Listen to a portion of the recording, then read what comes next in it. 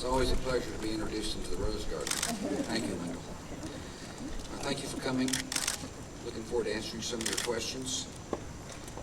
This week, our nation paused to mark the 5th anniversary of the 9/11 attacks.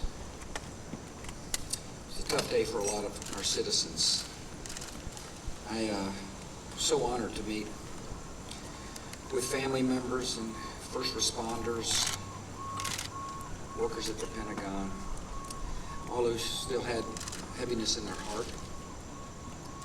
And but they asked me a question, and they kept asking me, what do you think the level of determination for this country is in order to protect ourselves? That's what they want to know.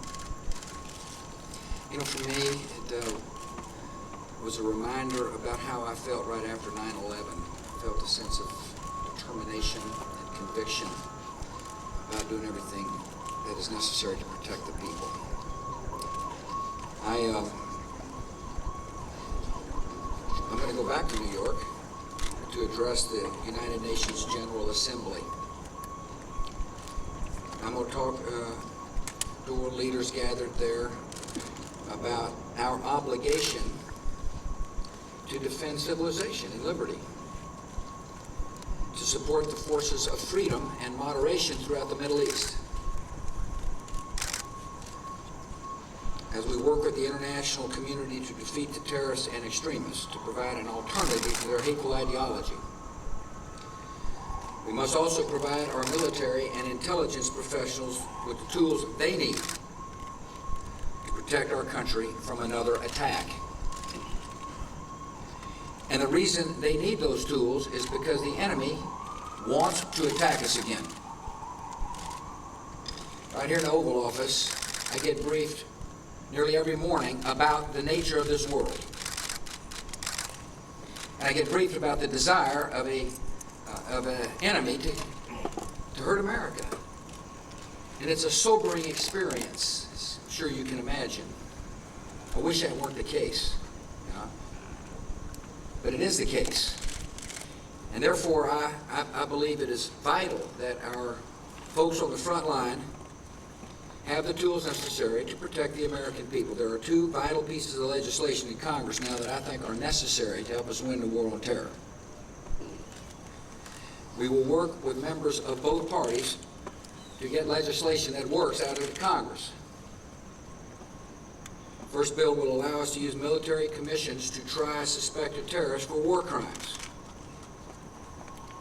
We need the legislation because the Supreme Court recently ruled that military commissions must be explicitly authorized by Congress. So we're working with Congress.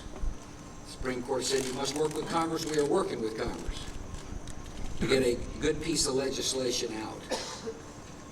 The bill I have proposed will ensure that suspected terrorists will receive full and fair trials without revealing to them our nation's sensitive intelligence secrets. As soon as Congress acts on this bill, the men our intelligence agencies believed helped orchestrate the 9/11 attacks can face justice. The bill would also provide clear rules for our personnel involved in detaining and questioning captured terrorists. The information that the Central Intelligence Agency has obtained by questioning men like Khalid Sheikh Mohammed has provided valuable information and has helped disrupt terrorist plots, including strikes within the United States. For example, Khalid Sheikh Mohammed described the design of planned attacks on buildings inside the U.S. and how operatives were directed to carry them out. That is valuable information for those of us who have the responsibility to protect the American people.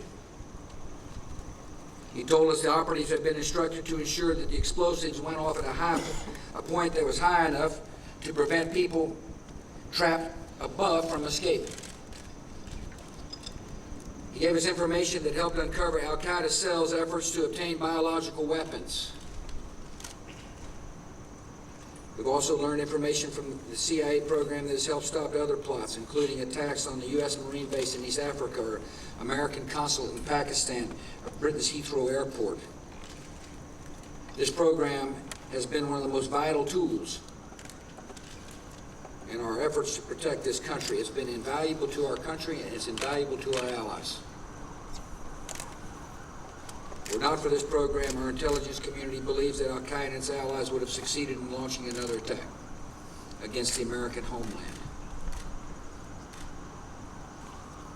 By giving us information about terrorist plans we couldn't get anywhere else, this program has saved innocent lives. In other words, it's vital. That's why I asked Congress to pass legislation so that our professionals can go forward doing the duty we expect them to do. Unfortunately, the recent Supreme Court decision put the future of this program in question. Another reason I went to Congress. We need this legislation to save it. I'm asking Congress to pass a clear law with clear guidelines based on the Detainee Treatment Act that was strongly supported by Senator John McCain. There's a debate about the specific provisions in my bill, and we'll work with Congress to continue to try to find common ground. I have one test for this legislation. I'm going to ask one question as this legislation proceeds, and it's this. The intelligence community must be able to tell me that the bill Congress sends to my desk will allow this vital program to continue. That's what I'm going to ask. The second bill before Congress would modernize our electronic surveillance laws and provide additional authority for the terrorist surveillance program. I authorize the National Security Agency to operate this vital program in response to the 9/11 attacks. It allows us to quickly monitor terrorist communications between someone overseas and someone in the United States, and it's helped detect and prevent attacks on our country.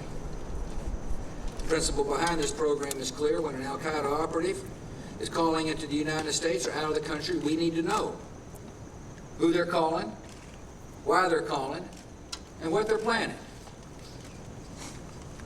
Both these bills are essential to winning the war on terror. We'll work with Congress to get good bills out. So we have a duty to work together to give our folks on the front line the tools necessary to protect America. Time's running out. Congress is set to adjourn in just a few weeks. Congress needs to act wisely and promptly so I can sign good legislation.